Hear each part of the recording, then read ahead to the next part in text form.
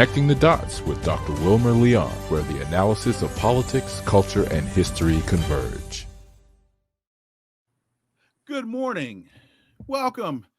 So the headline is Spirit Airlines flight from Florida to Haiti hit by gunfire while trying to land, and it diverts to the Dominican Republic. Quote, the security situation in Haiti is unpredictable and dangerous, the embassy says. Travel within Haiti is conducted at your own risk. The U.S. government cannot guarantee your safety while traveling to airports, borders, or during any onward travel. You should consider your personal security situation before traveling anywhere in Haiti. The U.S. government cannot guarantee your safety. Well, why not? The U.S. government is the one that's made the whole situation insecure. So why can't you guarantee security? Is this really the proper context of the situation? Well, let's find out. Welcome to the Connecting the Dots podcast with Dr. Wilmer Leon, and I am Wilmer Leon. Here's the point. We have a tendency to view current events as though they happen in a vacuum, failing to understand the broader historic context in which most events take place. During each episode of this podcast, my guests and I, we have probing, provocative, and in-depth discussions that connect the dots between these events and the broader context in which they occur, thus enabling you to better understand and analyze these events that are impacting the global village in which we live. So, on today's episode, the issue before us is, now that the election is over, what's the forecast for U.S. policy towards Haiti and the region? My guest is a sociocultural anthropologist and a distinguished faculty of arts professor of African and African diaspora studies in the Institute of Race, Gender, Sexuality, and Social Justice, and faculty associate in the Department of Anthropology at the University of British Columbia, Vancouver, Dr. Jemima Pierre. As always, welcome back. Thanks so much for having me, Wilma. Good to be here. Good morning, and I have to give you incredible thanks, love, and kudos for getting up early. Yes, it is 7 a.m. Yes, it is. Thank you. There's an interesting piece. I saw this very interesting piece in Haiti Liberté, which is entitled "And the Fight Continues." It's by Henri Dorcent. I hope I pronounced that correctly. And let me read a couple paragraphs because I think this is a interesting framing for this conversation. It opens as follows. If through naivete or opportunism, some people think that the election of a new president in the United States will change the diplomatic doctrine of the USA with regard to Haiti, they are wrong, because the diplomatic doctrine of the USA concerning Haiti is based on the total domination of the country, racism, and the plundering of our resources, a doctrine updated by Franklin Delano Roosevelt in these terms. This is quoting Roosevelt. We must constantly set the bare foot against the shoe-wearing people and put the shoe-wearing people in a position to tear each other to pieces. That is the only way for us to have a continued predominance in this country of Negroes who won their independence by arms, which is a bad example for the 28 million Negroes of America, end quote. What racism, what merciless hatred. Let us disabuse ourselves that the election of a new president in the U.S. on November 5th will change anything in Haiti. And my first question to you before I even read this piece, Dr. Pierre, was, what do you project the new administration's impact to be on U.S. policy towards Haiti? Dr. Jemima Pierre. The article is absolutely correct. I hadn't seen the article, and that's exactly my thinking. Let's remember, the U.S. policy hadn't changed towards Haiti under Trump the first time back in 2016 to 2020.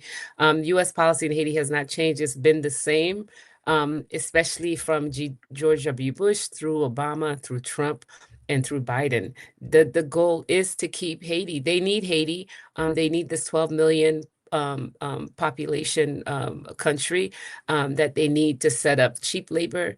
They need the land, they need the resources, especially as they intend to go and attack China, or as they plan to go to war with China. So the policies are going to continue. You know, some Haitians were saying, well, maybe Trump will leave us alone, since, you know, he called us a SHIT whole country back in the days. But that's just, you know, racist posturing, because the reality is Trump might be blatantly racist towards Haiti, but the Biden administration, the Obama administration's actions are just as racist towards the Haitian people. What they don't want is an absolutely sovereign nation. And I'm glad this author went back to Federal Franklin Delano Roosevelt, because it is under the first occupation of Haiti from 1915 to 1934 that you have FDR disband Haiti's parliament, rewrote Haiti's constitution. This is in 1919, rewrote Haiti's constitution. Haiti was one of the first places where the U.S. dropped aerial bombing to stop the protests in the rural areas against the occupation. So this is from 19, you know, you have FDR, you have from 1915 to 1934, you have the rewriting of the Constitution, which, by the way, was the Revolutionary Constitution in 1805, when the Africans revolted, and Haiti became the first successful slave revolt in history and created a republic. In that Constitution, they had a section in there that said no white person can come back to Haiti as owners of land. And so when FDR and the U.S. government rewrote Haiti's constitution, they took out that part, which opened up Haiti for foreign land ownership. And the goal right now is actually to extend foreign land ownership by changing the Constitution again. So if you listen to the news, the media, the goal is to basically have a referendum to change Haiti's Constitution, which is actually not the most important thing, but this is what they want. And because they're focused on supposedly free and fair elections and the reworking of the Constitution, it tells you what they need from Haiti. So I don't see any change whatsoever. The rhetoric might be different, but let's remember, Obama and Biden combined deported more Haitians than Trump when he was in power. So let's remember that. One of the things that I've said repeatedly, some might now say ad nauseum, but I think that it's very important to always remember this, that when we saw first J.D. Vance talk about Haitian immigrants, and we have to always stress legal Haitian immigrants in Springfield, Ohio, talking about them eating people's pets and dogs and cats and all this other kind of stuff. And then Donald Trump picked up on that.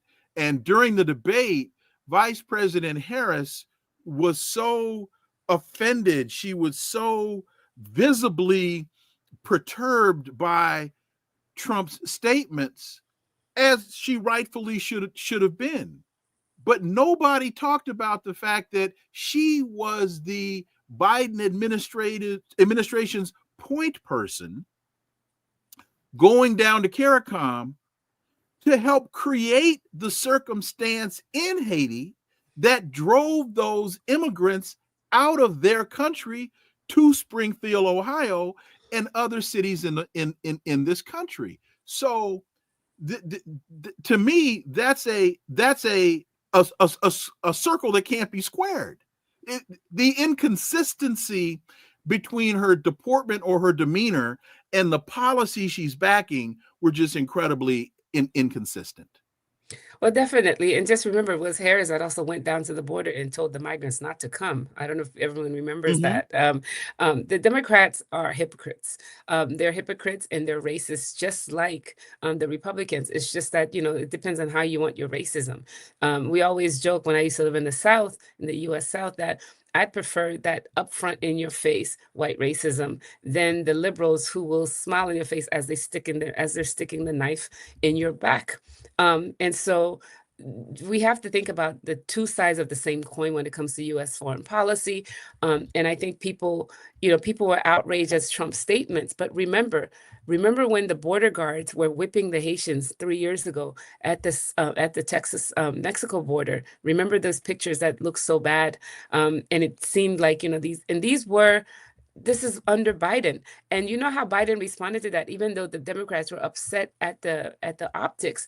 The first thing he did was deport 19,000 people within a couple of weeks from the border. So, what we've seen is that the Democratic Party, what they do, they talk a good game, but you actually have to follow their actions.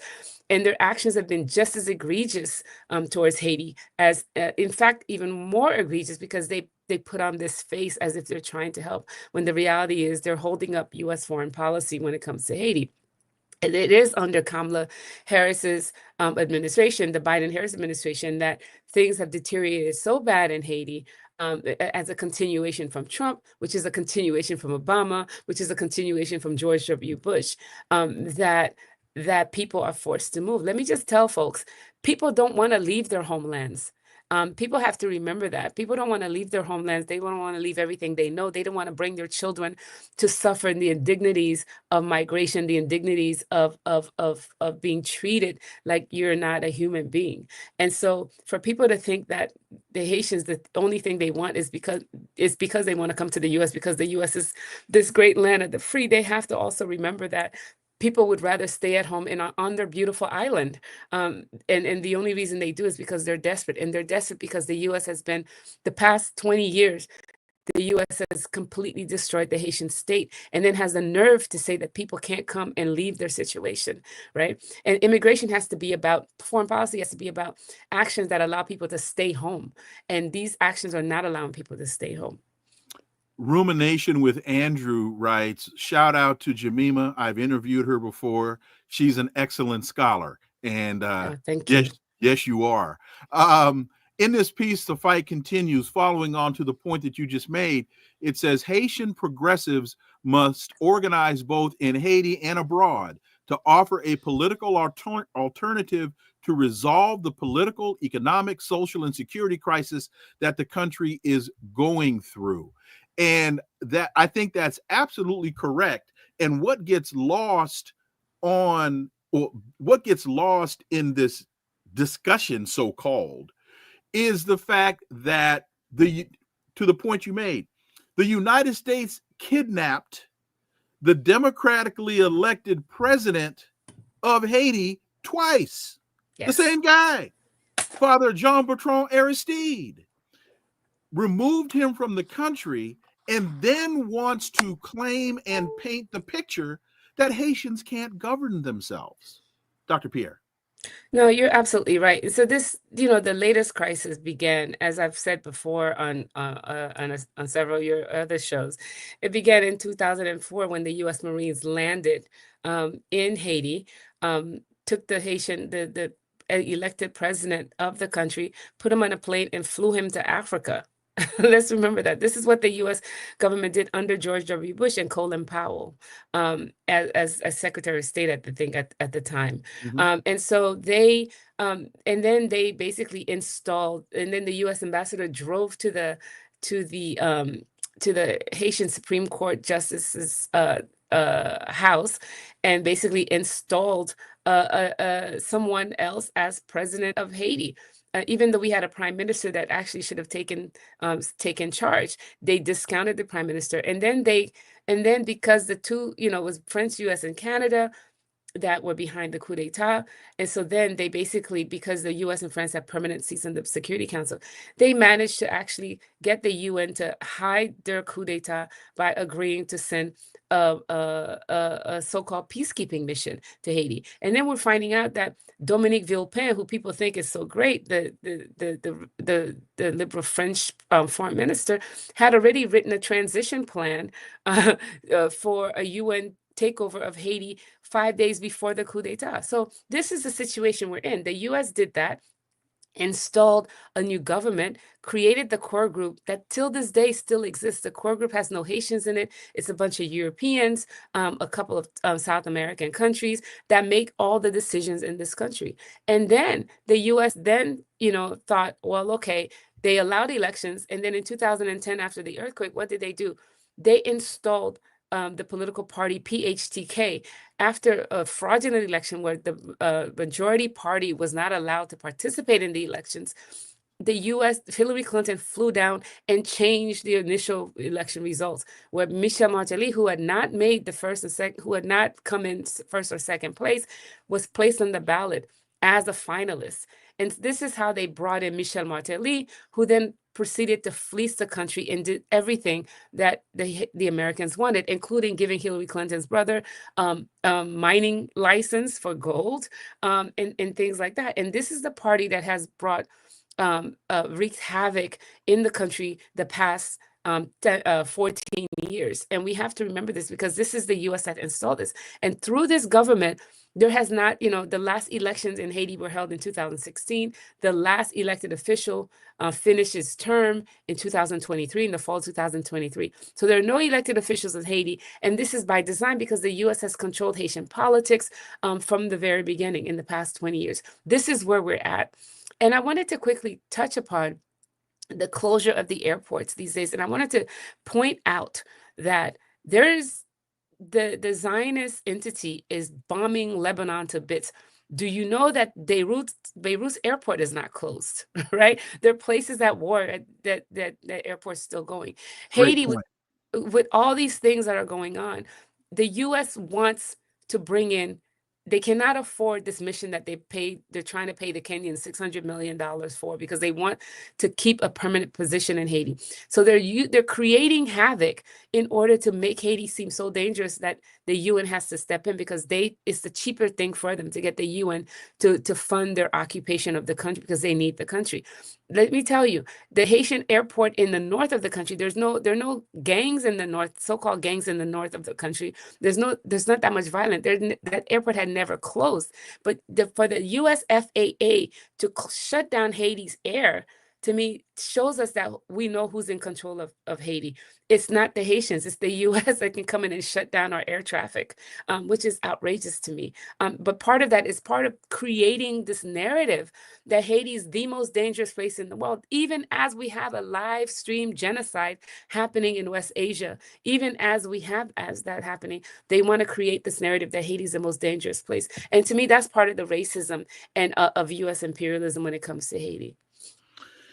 I want to quickly go back to the issue of resources because it seems as though through a number of administrations' foreign policy, the economy of Haiti has just, and we've touched on this, but I wanted to hit this one more time, that the economy of Haiti has just been decimated as U.S. foreign policy does to so many other foreign countries. And what do I mean by that? Haiti had rice.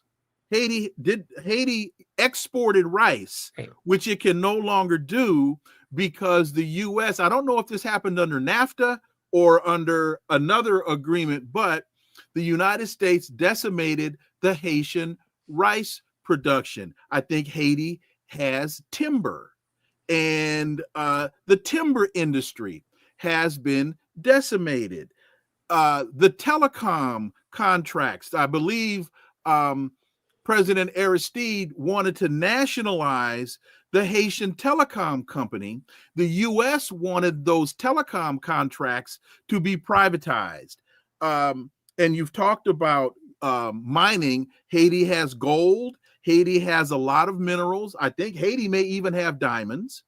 There are geological reports that off the coast of Haiti, there may be as much, if not more, natural gas and oil than in Venezuela.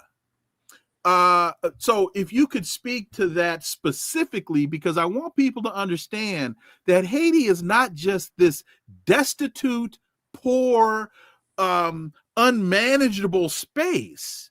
It's that the United States is making it that way. Dr. Pierre. Yeah, definitely. And we cannot discount Haiti's history and the fact that these white countries want to punish this country for daring to kick out the colonialists, the white Mhm. slave masters. And so there's that. So I think we have to always think that. But it is Haiti's one of the few places where people still own a lot of the land. There's been from the coup, because of the coup d'etat, there's been so many mining contracts given, especially to Canadian companies, U.S. and Canadian companies. People are worried about what gold mining is going to do to the environment. Under the first occupation, a lot of the land was given to U.S. foreign corporations. They're planning to do the same thing after the earthquake. I actually think, some people are thinking, because with the U.S. base, the U.S. has built supposedly a temporary military base in Port-au-Prince, supposedly creating a security area around the airport for their mission. But it is a permanent base, but that also required them destroying hundreds of local houses of peasants that lived around that neighborhood. And so, yes, the mining is there. They're trying to take over as much of it. The oil is in the north of Haiti. I have family members that say, sometimes the fishermen go out to sea. There's all kinds of things. There are foreigners out there in the sea looking for stuff and that they don't know anything about. One group of fishermen reported being shot at by these foreigners in the waters of Haitian waters. And so they want the mineral resources, they want the oil, they want the is it iridium? I think people are saying that Haiti has. They need those minerals, and they've been systematically taking it a little bit at a time, because it's very difficult to take land from Haiti. But they managed to remove people from their land, even though land is supposedly communally owned, and land is owned by the Haitian state, which is one of the reasons why they want to change the constitution. They want to change the constitution to have access to that land. But the other thing is, Haiti's resources is human resources. Mhm. As I've always said, Haiti is a very populous nation. People say 12 million. More people say it's like 14 million people. What they want to do is remove them from their farmland, the agriculture that Bill Clinton destroyed by dumping rice from Arkansas into the country and killed the rice industry in the Artibonite Valley. I don't know if people have seen the canals that the Haitians were building to actually reroute water from the canal in order to actually water the rice farms, Fields. the rice fields. Thank you. And Mhm. so, yeah, so there's the agriculture that they're basically trying to remove people from the agriculture in order to turn them into cheap labor to work for the corporations, the And the black corporate pig. They've and the killed all black the pigs black pigs in and Haiti. that's under Ronald Reagan. The original pigs, and Ronald Reagan ordered, I think, the Duvalier regime to actually kill millions of Haiti's original pigs, because they said there was a disease going around from the Dominican Republic on the island. And so you're basically killing the farmers, and it's a systematic thing. And people don't, people think empire is this, bumbling thing. No, it's a very systematic destruction of of the country's means of sustaining itself in order to turn these people into a pool of cheap labor for then these Western companies to come and exploit, especially as they're going to lose more of the cheap labor coming from Asia if they go to war with China. That's what we have to remember. They're going to need the cheap labor. They're going to need the access to resources. Already, the PHTK government that the U.S. installed turned over thousands of acres of land to Coca-Cola to grow stevia, for example. So this is what's at stake in Haiti. At stake is the mineral resources, but the human resources that they need to have cheap labor as the U.S. empire is falling, but they're holding on because they need access to our resources. I think Major League Baseballs are made Baseballs, in t-shirts, Haiti. Gildan T-shirts. t-shirts, and Fruit of Aren't the Loom Levi jeans? t-shirts. Aren't Levi jeans? Yeah, I'm not sure if these companies are still open, but there've been a lot of companies through Haiti, sweatshops creating products for the U.S. and Canadian markets. And this gets to Rampelsense's, I hope I pronounced that correctly, question about, can't China and Russia help Haiti? And we need to reiterate your point that as the United States is projecting war with China and losing access to that cheap China manufacturing, and that manufacturing in China is becoming more expensive, as the quality of life in China is on the rise, they're looking for the next source of cheap labor, and many corporations believe that Haiti and the people of Haiti will be that source of labor. So, understanding that, can't China and Russia help Haiti? Well, China and Russia can help Haiti if they got out of their own view issues. I mean, they have, in the sense that because they're on the UN Security Council, they've been able to stop. They were able to stop that silly mission that brought Kenyans to Haiti for 2 years, but then they caved in, and I'm not even sure. I gotta say, well, before I go on, Haiti is one of the few countries in the region that still does not recognize China, but instead recognizes Taiwan. And so the U.S. wants to keep it that way. Let's remember that the U.S.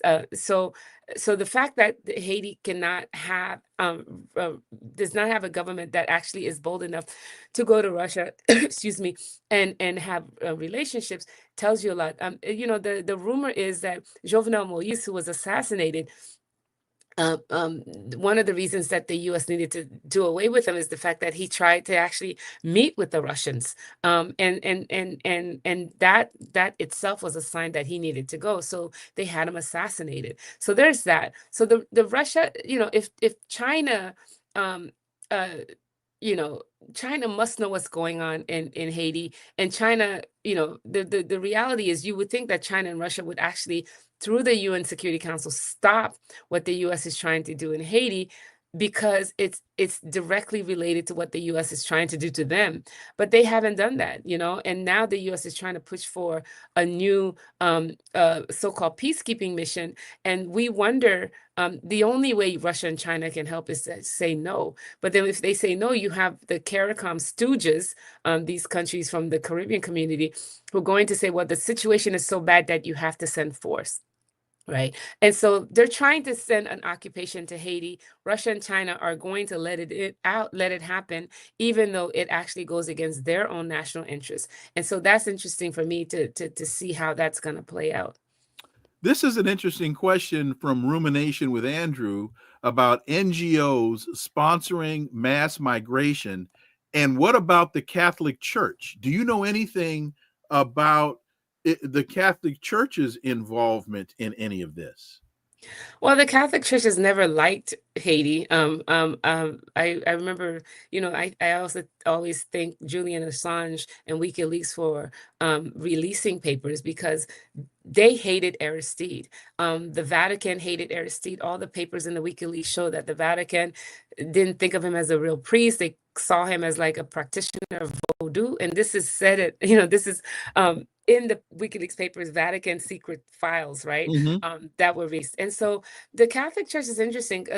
Haiti, people always say Haiti is 80% Catholic and 110% Vodou, in a sense, in that. But we have to think about evangelical churches, right?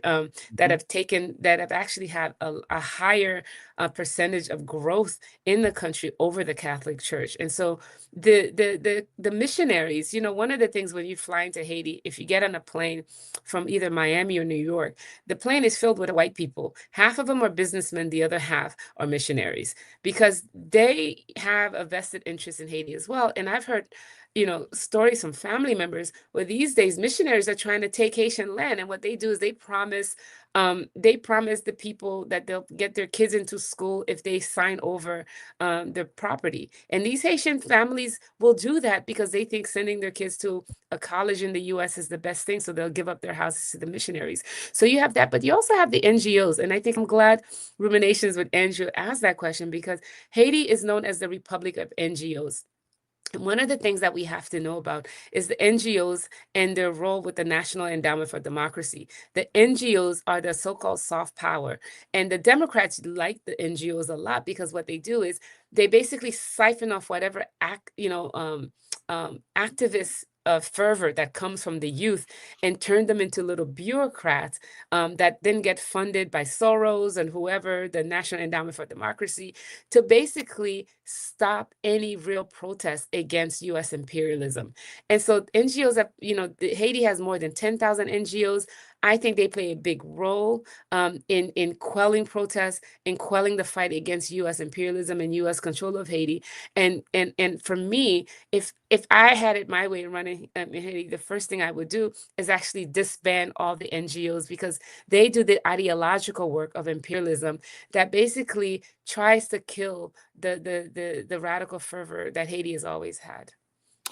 And before we move on to the next issue, oh, well, no, quickly, because you touched on closing of the airport and the story that from a day or two ago is regarding Spirit Air and the fact that a Spirit Air airliner was shot at as it was trying to land at at the airport in Haiti. And so is this a random act? To your point, there's a war going on in Gaza, but the airport in Israel is still open. The airport in Lebanon is still the open. Lebanon airport in Lebanon is still open. So just this whole Spirit Air issue, and you're saying that this is really just a matter of the United States hyping the issue much bigger than it really is, as a way of shutting off Haitian airspace. I think there's a lot. Yeah, well, they shut down Haitian airspace. They shut off Haitian airspace after the earthquake, because the U.S. can do whatever it wants. It can shut down whatever, and the U.S. controls Haiti. And so there's a lot of things going on in Haiti that are very confusing, and even for the population. So, for example, it was revealed a couple of weeks ago that there are 200 mercenaries that have been in Haiti. That the so-called Prime Minister Gary Coney, who's now been removed by the Haitian Presidential Council, which also is installed by the U.S., right? That there are these 200 mercenaries that are roaming around Haiti. So we don't know what their role is. Why are there mercenaries? And why is it that the Haitian Presidential Council did not know that there were these foreign mercenaries from the U.S. in Haiti? There's a video revealed just 2 days ago as well of obviously a white man controlling the drone, speaking English, controlling the drone of one of the armed groups in Haiti. And there's a video of him. You can see him while you're flying over one of the cities in Haiti. And so Haitians are like, who are all these white people running around with guns in Haiti? And then we realize, I think it was reported in the CEPR by Jake Johnston about, Wesley Clark's group, the Studebaker group, basically offered mercenaries to Haiti. And this Gary Conille, who was the prime minister, Clinton's man, that was put as prime minister, had called for their services. So we want to know who's paying for that. So when you have white mercenaries in Haiti working with the so-called gangs, with the armed groups, you have to know, well, why would these gangs go out of their way to shoot a plane? Like, what's going on? Who's inciting violence? Every time there's about to be a vote on what to do with Haiti, like the OAS, the Organization of American States, for example, just yesterday voted to support the UN mission in Haiti after the so-called violence, right? After the violence is happening. So we have to understand that the chaos that has been created is created because there's a complete vacuum of power in the country. There's a complete control of the country by the U.S. The U.S. and its politicians and the Haitian oligarchs control the armed groups. They're the ones that give them ammunition. So we have to say, well, maybe this is a setup by these mercenaries, like to shoot a plane. Come on, these young guys, their guns are big, but how close would they have to be to shoot a plane, taking off from the airport when there's security there and so on and so forth. So we think the mercenaries, all these foreigners that are walking around in Haiti, armed to the teeth, are creating the chaos in the country in order to manufacture consent that Haiti is the most dangerous place, despite a genocide happening in West Asia. And to that point about the armed gangs, and we've touched on this before, but the data is important. Folks, something very simple as a Beretta 9mm or a Beretta 40 caliber pistol costs about, depending on the model, between $700 and $900. Where does somebody who on the average makes, and please correct me if my number's wrong, but the last time I checked, I want to say it was about $5 a week. Where Right. does somebody whose average income, if they're lucky is $5 a week. Where do they amass the financial resources to buy a Beretta or a Glock or a Smith & Wesson 40 caliber pistol, not to mention a sniper rifle? Yeah, right. Which costs around $1,700 to $1,800. Right. Where do you get that money? Yeah, these kids are not Go ahead. working. And these kids are not working. These are young men. If you see these pictures, young men in flip-flops, ripped up t-shirts and shorts, young people. I mean, they're, these groups, by the way, a lot of the armed groups are also former police officers. And then the former police officers are also former military who are part of the terrorizing groups in the late 80s in the country, when the country had a revolution to remove the dictator, Jean-Claude Duvalier. So we had a paramilitary force. That's why I don't like to call them gangs, because a lot of them are police officers who used to be part of the army. And one of the things that the UN occupation that lasted, for 17 years and which continues under civilian occupation, is that they were basically saying, like, let's put all these people back into the police, because Haiti had to disband its army.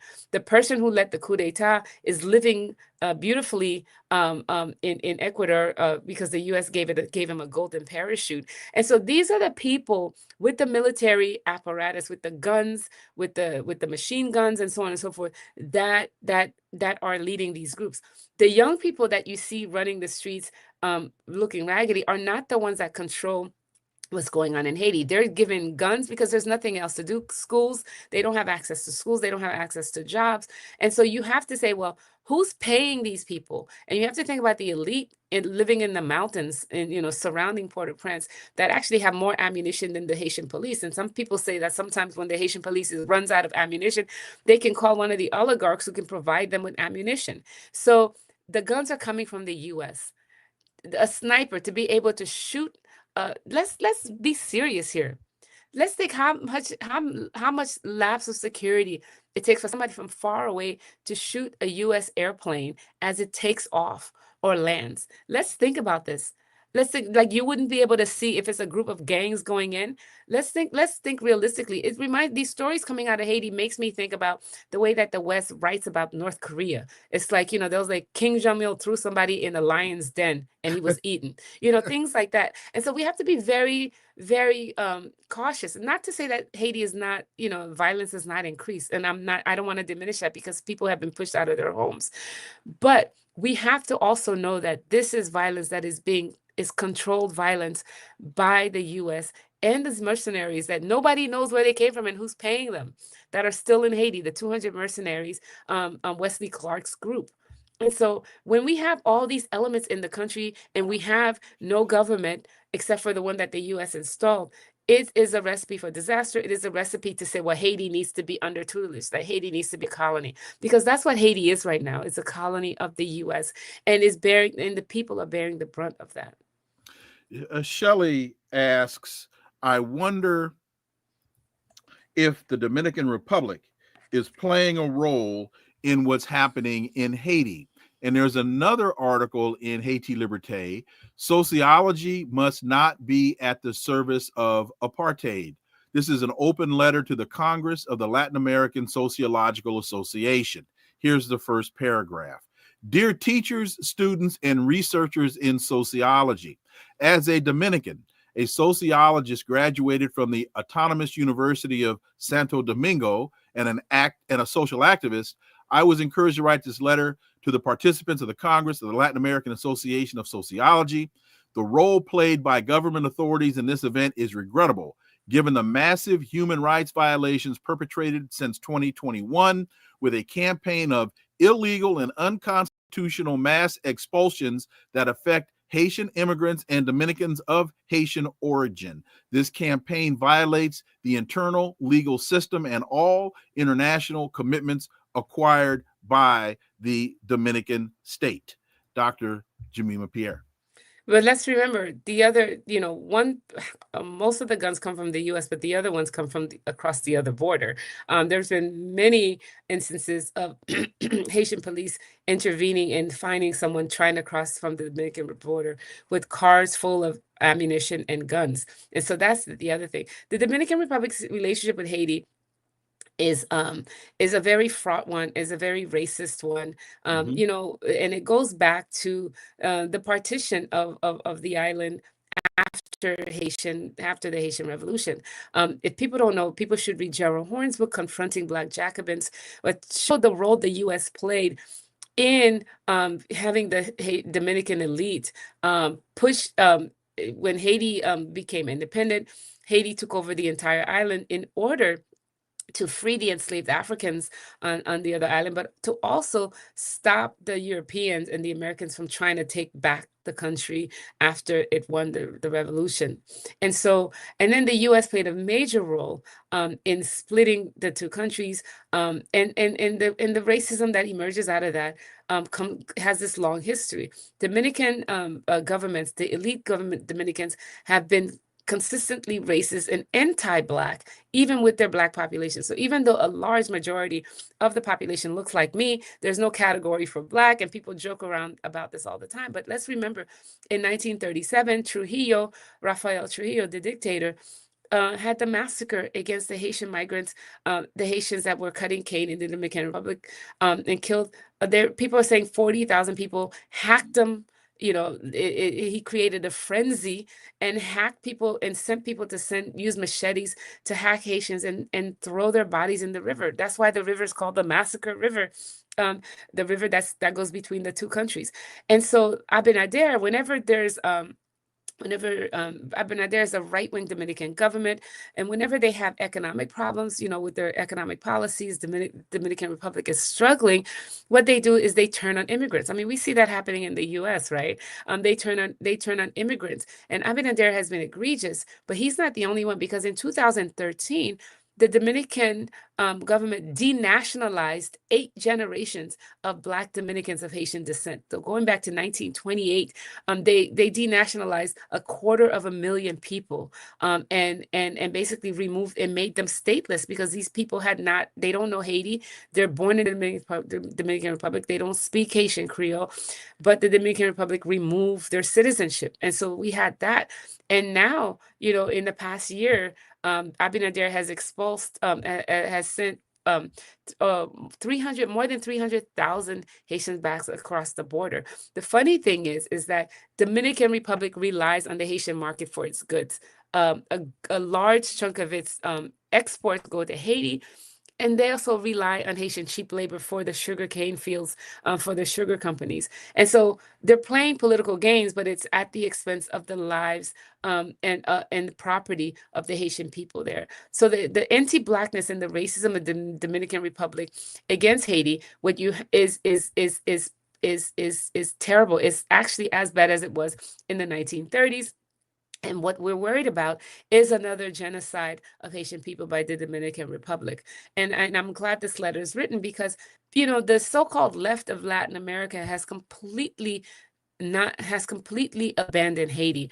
They've allowed this to go on. They're not saying anything. People will talk about Cuba, they'll talk about Venezuela, they'll talk about Nicaragua. But when it comes to Haiti, they stay silent, as you have human rights violation, sovereignty violation happening over and over and over again, and they stay silent. And I must say how disappointed and disgusted I am by the Latin American left and those in the U.S. who supposedly are for sovereignty and human rights. I think it's not only the silence, it's also the context. And let me use another story from another country as an example of context, and which is why I always talk about, in terms of connecting the dots, you have to understand context. This is from CBS News, and this just happened a couple of days ago. Chaos. This is the headline: Chaos, provocations, and violence. How attacks on Israeli soccer fans unfolded. That's the headline. anti-Semitic assaults on visiting Israeli soccer fans, and incendiary chants and attacks by some Israelis. Here's what we know so far about the violence in Amsterdam. Early Thursday morning, taxi drivers gathered en masse outside Amsterdam's Holland Casino.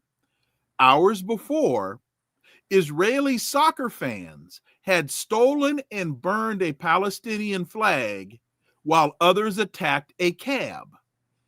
And the drivers, the police said, were heeding an online call to quote unquote mobilize. Inside the casino, hundreds of Israeli fans waited for the local police to bring them back to their hotels. There had been confrontations nearby, the authorities said. So the way the story is being reported is that these unruly hooligan soccer fans are attacking Israeli soccer fans because these unruly hooligans are anti-Semitic. But what doesn't get reported at the top of the story is that the Israelis started the fight, then wound up getting their hind parts kicked. And so, I say all the time, don't start nothing, won't be nothing. But they jump out, they take a Palestinian flag, they set it on fire. Folks didn't appreciate that, and they wound up getting their butts kicked. Oh, and by the way, they attacked a cab driver. And so the cabbies got together and said, hey, it's on. And it was on. And much to the dismay of all of that, just to demonstrate how context is very important and how things get misreported, disreported, and this is not an accident, Dr. Pierre. No, you're absolutely right. But it's also revealed that Mossad was traveling with these soccer fans, Israeli soccer fans. And so people are starting to wonder if this was a setup to create this, the Zionist entity is good for that. Let's remember all their terror acts in the 60s and 70s and 80s to make these places look like they're too dangerous for Jews, and Jews have to go back to Israel to feel safe.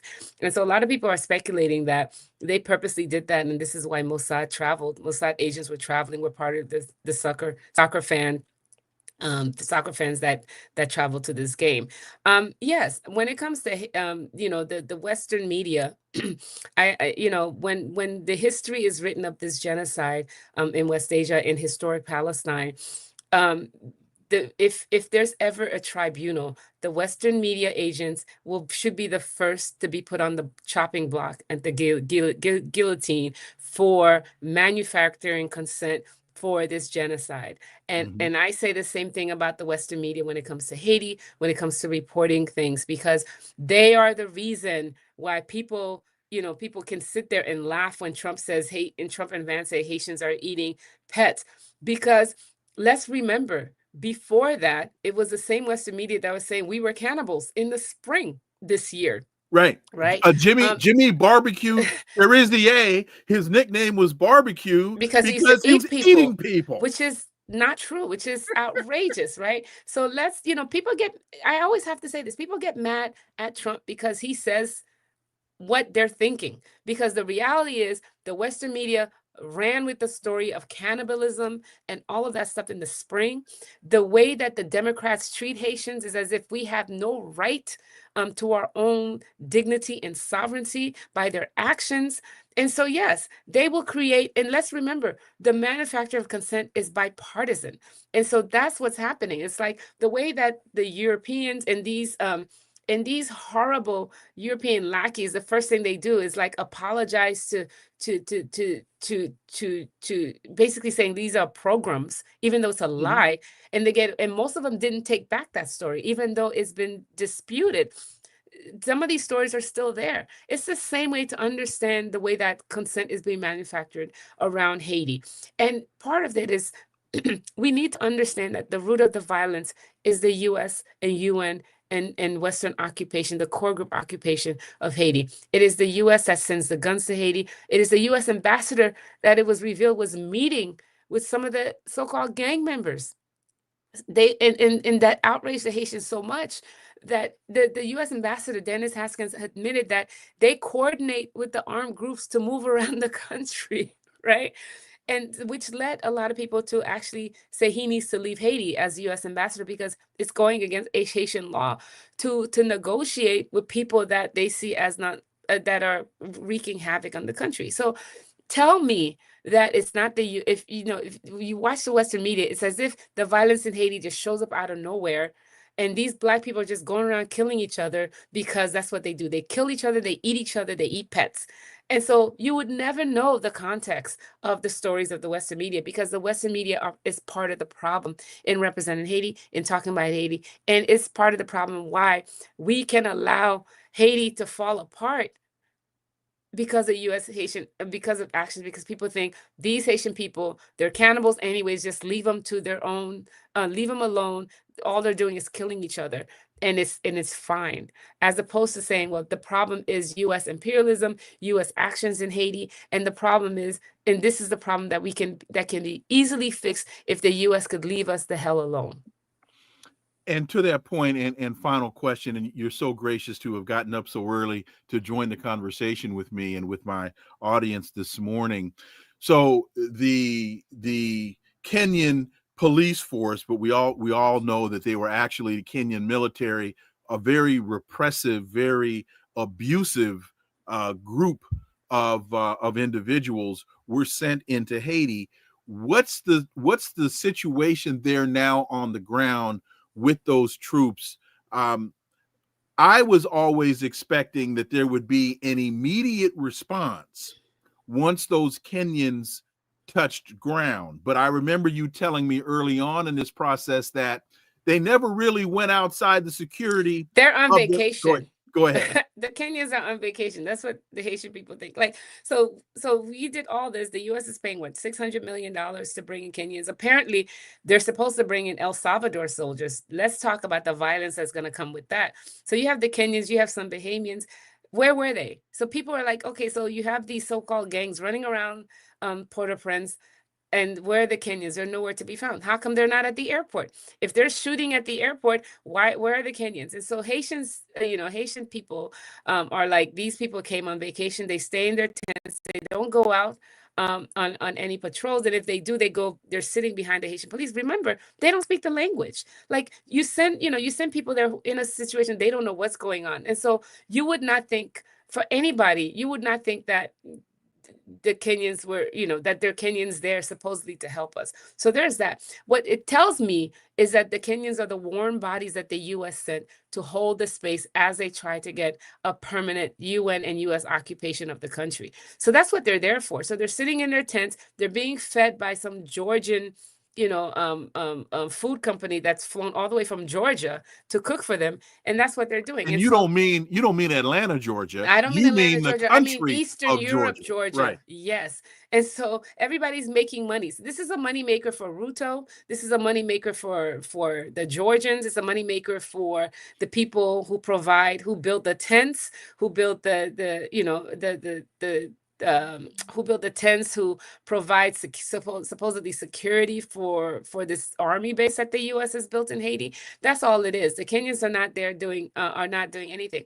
I wanted to say before we end quickly, because Haitians have a legacy of always protesting what's going on, and what I think one of the things that the rise in armed group violence has basically to quell the protests. I don't know if people remember, but 2020, 2021, especially after the assassination, before the assassination and after the assassination of Jovenel Moïse, Haitians were in the streets by the thousands, protesting U.S. imperialism, protesting the removal of the core group, demanding the removal of the core group, protesting against IMF.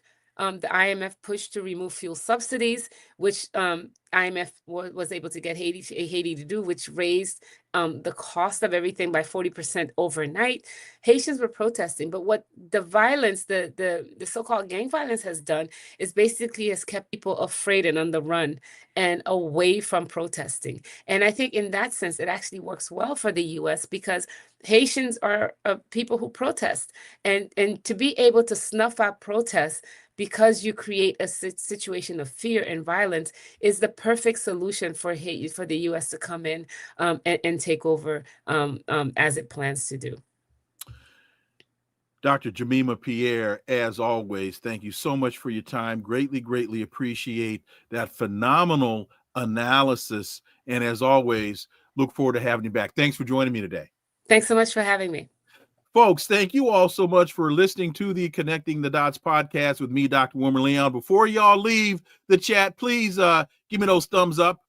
Check out those super stickers, and look and subscribe below. All the information is below in the scroll there. Stay tuned for a new episode tomorrow. Got another great. If you think Dr. Jemima Pierre is phenomenal, I got another phenomenal guest for you tomorrow, but you're going to have to tune in to figure out who that is. Please follow and subscribe, leave a review, share the show, follow us on social media. Again, all the links are below in the show description. Remember that this is where the analysis of politics, culture, and history converge, because talk without analysis is just chatter. And as you heard just now from Dr. Jemima Pierre, there was zero chatter and 100% analysis. We don't chatter on Connecting the Dots. See y'all again tomorrow.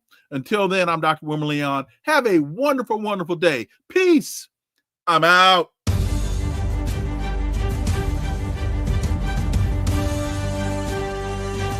Connecting the Dots with Dr. Wilmer Leon, where the analysis of politics, culture, and history converge.